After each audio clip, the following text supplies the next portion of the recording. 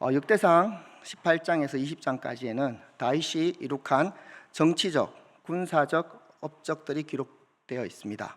그중 오늘 본문은 다윗을 통해 이스라엘을 창대케 하시며 주변 블레셋과 모압과 아람과 같은 이스라엘의 주변 여러 이방 국가들을 정복하고 강력한 중앙 집권적 국가 체제를 이룩했음을 강조하고 있습니다.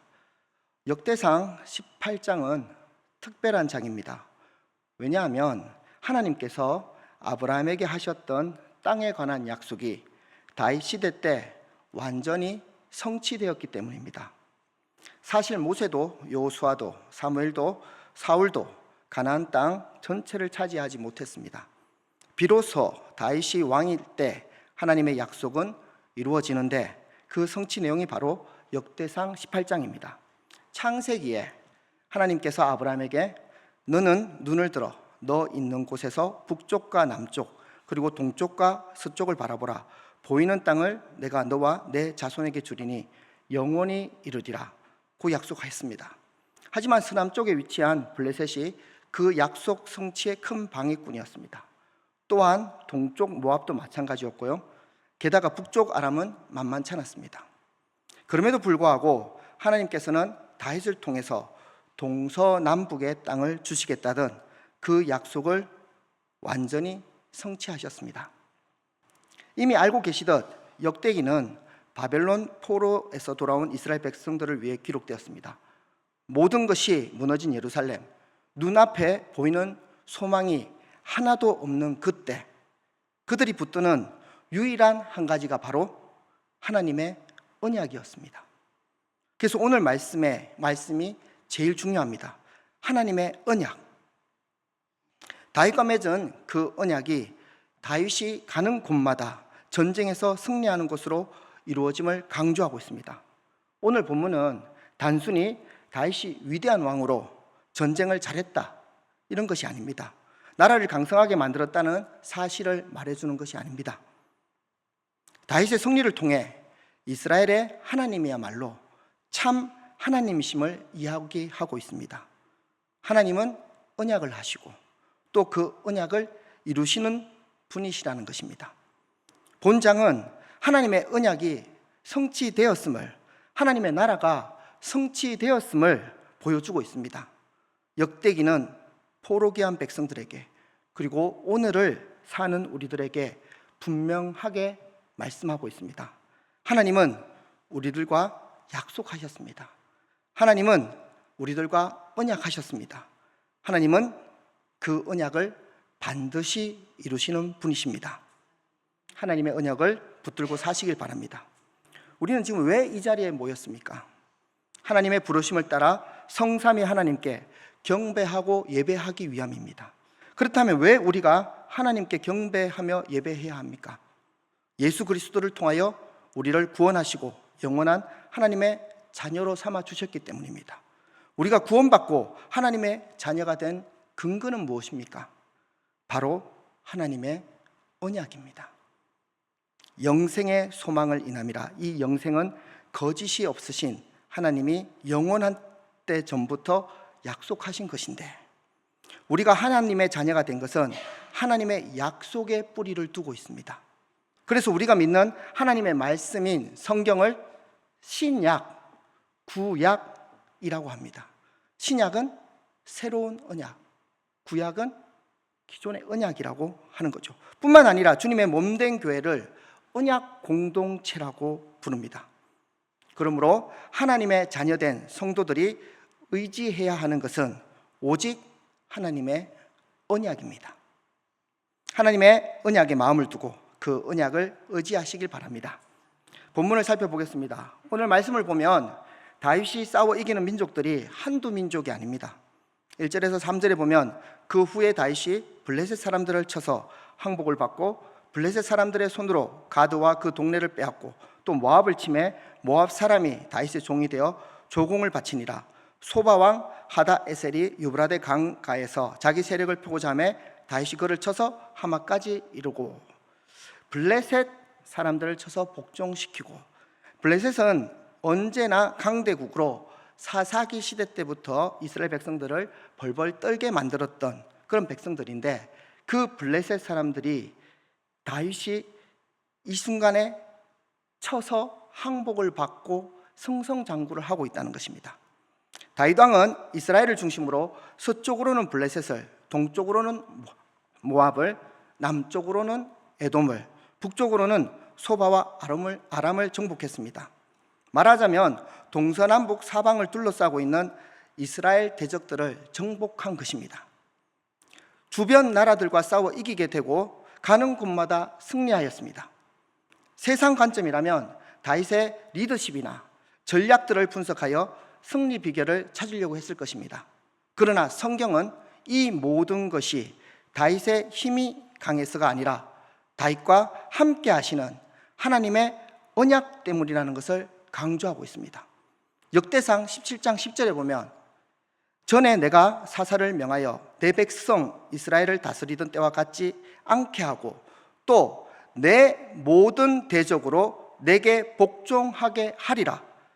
또 내게 이르노니 여호와가 너를 위하여 집을 세우니라. 내 모든 대적으로 내게 복종하게 하리라. 이렇게 약속을 하셨습니다. 이 말씀에 따라 18장 1절과 2절에 이후에 다윗이 블레셋 사람을 쳐서 항복받고 모압 침에 모압 사람이 다윗의 종이 되고, 6절에 다메섹 아람의 수비대를 두매 아람 사람이 다윗의 종이 되고 조공을 바치니라. 다윗의 승리의 원동력은 바로 하나님의 언약입니다. 약속에 따라 승리하였습니다. 하나님의 권능으로 승리했음을 분명히 밝히고 있습니다. 그런데 이와 똑같은 말씀이 한 번 더 등장을 합니다. 13절에 다윗이 에돔의 수비대를 두매 에돔 사람이 다 다윗의 종이 되니라. 다윗이 어디로 가든지 여호와께서 이기게 하였더라. 다윗이 어디로 가든지 여호와께서 이기게 하시니라는 말씀을 두 번이나 반복하면서 포로기 이스라엘 백성들에게, 그리고 저와 여러분들에게 적극적으로 하나님의 언약을 붙들고 살아가기를 강조하고 있습니다.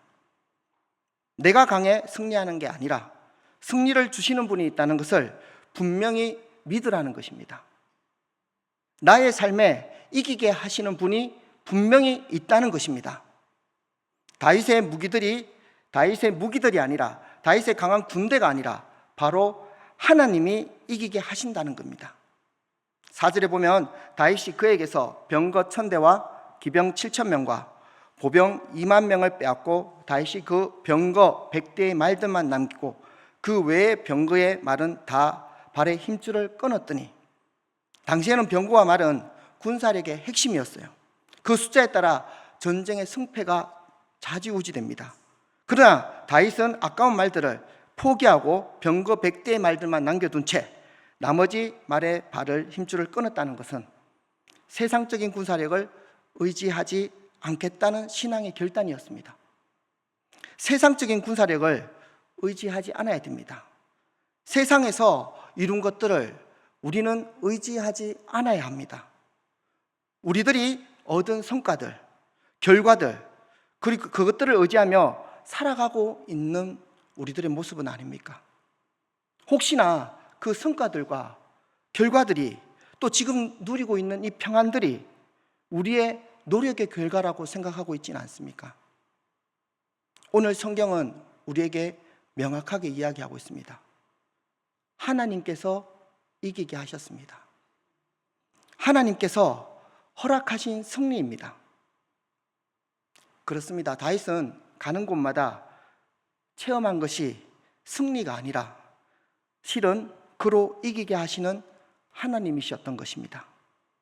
우리도 다윗처럼 하나님이 나와 함께 하신다는 것을 의지하는 임마누엘의 믿음을 가지고 살아가시기를 바랍니다. 눈에는 아무것도 보이지 않습니다. 어떠한 소망도 없습니다. 그러나 하나님이 나와 함께 하시면 어디를 가든지 무엇을 하든지 하나님은 나를 이기게 하실 것입니다. 승리하는 삶을 살게 될 것입니다. 이것이 다윗의 삶이었습니다. 그리고 역대기는 이 삶을 포로기한 백성들에게, 그리고 우리들에게 이 삶을 살도록 초대하고 있습니다. 여러분들, 승리가 무슨 의미일까요? 승리는 하나님 나와 함께하는 것이 승리입니다. 내 삶에 하나님의 말씀을 따라서 살려고 노력하고 내 삶에 하나님의 말씀이 드러나고 그 하나님의 말씀이 드러날 때 그것이 하나님과 함께하는 삶이고 그 삶이 바로 승리하는 삶입니다. 우리들이 문자를 보내지 않습니까? 오늘 하루도 승리하세요. 이 승리는 어떤 삶 속에서 문제를 해결하는 것이 아닙니다. 뭔가를 얻는 것이 아닙니다. 하나님과 함께하는 말씀이 삶으로 드러나는 그 삶을 살아라는 것입니다. 여러분들 오늘도 승리하는 하루가 되시기를 바랍니다. 승리한 이후 다윗의 모습을 통해 조금만 더 묵상하기를 원합니다. 하나님이 그로 이기게 하시고 수많은 전리품을 거두게 하셨습니다. 7절과 8절에 그 전리품들의 목록들이 나옵니다. 하나님의 은혜로 다윗은 그동안 이스라엘을 끊임없이 괴롭혔던 이방국들을 종으로 삼아서 이들로부터 정기적으로 조공 상납을 받았으며 많은 전리품을 획득했습니다. 그런데 다윗은 이 전리품을 무엇을 위해 사용했다고 본문은 말씀하고 있습니까? 다윗은 전리품 중 가장 귀한 금, 은, 놋을 자신의 사리 사욕을 위해 취하지 않고 이를 여호와 하나님께 바쳤다고 이야기하고 있습니다. 이스라엘 초대 왕 사울은 모두 멸절하라는 하나님의 명령을 어기고 그 중에서 가장 좋은 것들을 자신의 사리 사욕을 위해 감췄고 이것이 들통났을 때 거짓으로 하나님께 바칠 제물이라고 이야기했었습니다. 그런데 다윗은 모든 것을 하나님께 바쳤습니다. 그 이유는 하나님의 성전을 건축하는 데 사용하기 위함이었습니다. 성도 여러분, 승리의 주권자가 하나님임을 인정한다면 승리로부터 얻은 전리품은 누구의 것입니까? 하나님의 것입니다. 다윗은 이것을 명확하게 알고 있었습니다. 다윗은 자신이 청지기임을 알았습니다. 다윗은 자신에게 주어진 것들을 온전히 주인을 위하여 사용했습니다. 청지기의 삶입니다. 하나님께서 우리들에게 맡긴 것이 무엇이 있나요? 그 맡긴 것들을 지금 우리들은 어떻게 사용하고 있습니까? 혹 사울왕처럼 살고 있지는 않으신지요? 다윗처럼 우리도 청지기입니다. 다윗이 가진 순전한 태도, 다윗이 가진 마음을 우리들도 가지시길 바랍니다. 어떻게 하면 하나님을 더 기쁘게 할 수 있을까? 어떻게 하면 하나님께 감사할까를 마음에 두고 하나님 중심으로 살아가시기를 바랍니다. 하나님 중심의 삶을 붙들고 하나님께 드릴 때 우리는 하나님께서 어디를 가든지 나와 함께 하시는 임마누엘의 은혜를 경험하게 될 것입니다. 하나님의 마음을 품고 사는 다윗은, 이 다윗의 일상은 어떻게 백성을 다스렸을까요? 14절입니다. 다윗이 온 이스라엘을 다스려 모든 백성에게 정의와 공의를 행할세. 다윗에게서 하나님의 통치가 드러나고 있습니다. 자신의 뜻대로 백성을 다스린 것이 아니라 하나님의 말씀을 통치 기준으로 삼아 다스렸습니다. 다윗은 하나님께 받은 통치권을 사용하여 하나님의 성품인 정의와 공의를 온 백성들에게 베풀었습니다. 이것이 다윗의 일상이었습니다. 전리품만을 드리는 것만으로, 주일 예배를 드리는 것만으로, 드려지는 헌금만으로 청지기의 삶을 살았다고 이야기할 수 없습니다. 우리의 일상에서, 삶의 모든 영역에서 하나님의 성품이 드러나야 합니다. 신앙은 우리의 전 인격을 통하여 빚어지고 드러나는 것이기 때문입니다. 우리는 오늘도 일상을 살아갑니다. 일상의 삶에서 승리하시길 바랍니다. 승리하기 위해서 다른 무엇보다 누가 나와 함께 하는지를 잊지 마시길 바랍니다. 우리는 우리와 언약을 하시는 하나님, 그 언약을 반드시 지키시는 하나님과 함께입니다. 하나님은 우리와 언약을 하셨고 또 그 언약을 반드시 이루시는 분이십니다. 하나님과 함께하는 임마누엘의 삶으로 늘 승리하는 성도님들이 되시길 바랍니다. 그리고 다윗은 어떤 형편과 처지 가운데 놓여 있을지라도 제일 먼저 하나님께 영광을 올려드렸습니다. 온전한 청지기의 삶을 살았습니다. 먹든지 마시든지 무엇을 하든지 다 하나님의 영광을 위하여 하라는 말씀을 따라 살아갔습니다. 역대기는 우리들에게 이야기하고 있습니다. 어떻게 오늘 하루를 사시겠습니까? 다윗을 따라 다윗처럼 하나님과 함께 하나님께 영광 올려드리며 하나님을 온전히 주로 인정하는 그런 삶을 사시기 바랍니다. 그리고 그 삶 속에 하나님의 성품이 드러나는 우리들의 삶이 되어서 많은 사람들이 하나님의 성품을 누리고 맛보며 살아갔으면 좋겠습니다. 우리의 삶에도 하나님의 통치가, 온전한 하나님의 나라가 성취되기를 축복합니다. 기도하겠습니다. 살아계신 하나님 아버지, 감사합니다. 우리들 삶에도 하나님의 통치가 온전히 이루어지기를 간절히 소망합니다. 우리의 일상 속에 하나님의 성품이 드러나기를 간절히 소망합니다. 아버지 하나님, 우리가 무엇을 해야 될지 하나님께서 알려주십시오. 하나님의 말씀을 듣고 순종하며 하나님의 통치를 온전히 이루는 우리 모든 성도님들이 되게 하여 주시옵소서. 언약을 지키시고 그 언약을 반드시 이루시는 그 하나님을 오늘도 온전히 순종하며 따라가겠습니다. 거룩하신 예수님 이름으로 기도드립니다. 아멘.